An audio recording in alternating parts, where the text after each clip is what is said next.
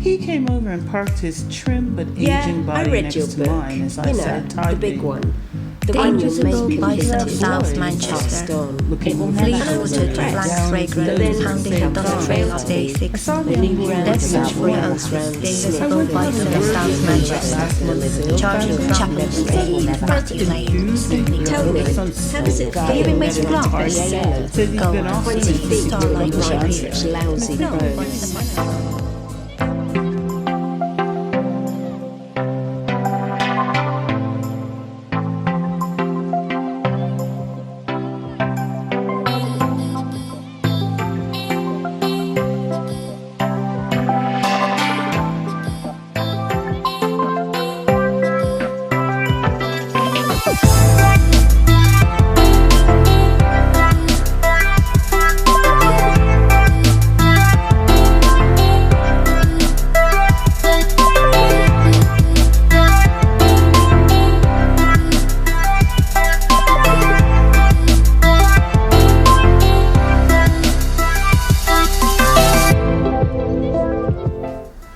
Commonword started in the late 70s. It came out of the adult literacy movement, which was fundamentally a working class movement. A lot of the way that people developed their literacy was through their life experience. It was through telling life stories, it was through autobiography, it was talking about the things that were important to them. Commonword as an organisation came out of that.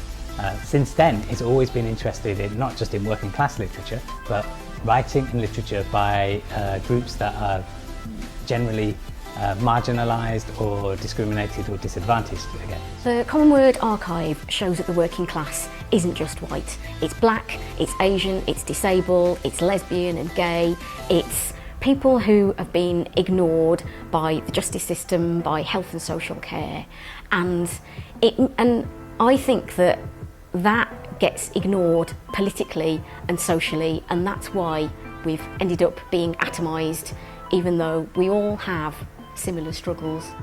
That act of communication and of cross-fertilisation, of hybridity, has been important in the making of the voice that is Manchester. So that's what I love the archives for. Now, that said, Commonword's writers that we discover in the archives, yes, they're brilliant at representing the community voice, but they're writers in their own right too. And what you find is some amazing gems, some brilliant pieces of work that are precursors or early versions of later genres, of later poetic forms. So there's a talent in those archives that sometimes astonishes me. Some of the writers are way ahead of their time.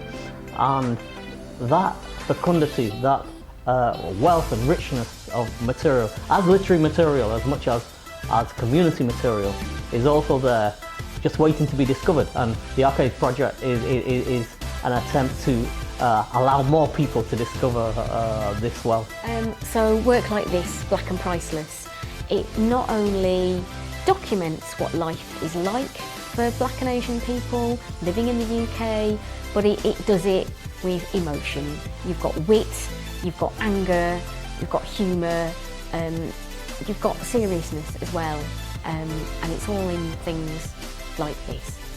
I don't think people realize just how much Commonword has been critical in creating the atmosphere that's resulted in Manchester being designated City of Literature.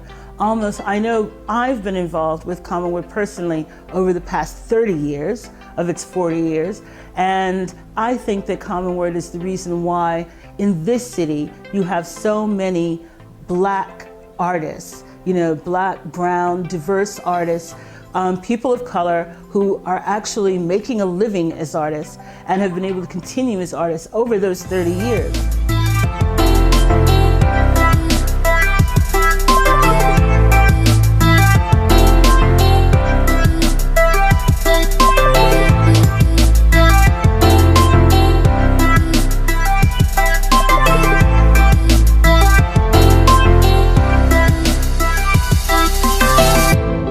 The writing in the archive captures the atmosphere of the time. So you've got these times of real gloom and misery, but you've also got bursts of hope and optimism.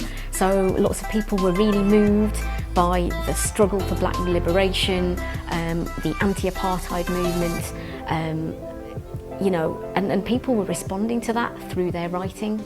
Archive project is important because it will help us to understand the literature history of Manchester, and I think it's important to know who were the people who were writing on those times, and the Archive project allow you to have an understanding of those times, and it's like you hear their voices.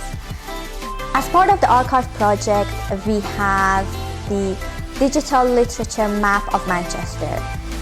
With that map, you can access the poetry from 1977, 1978 by the local people of Manchester who've been coming to Commonword and write about their city, their issues, the challenges that they have in life, or about love or different subjects, and it will be accessible for the people to read.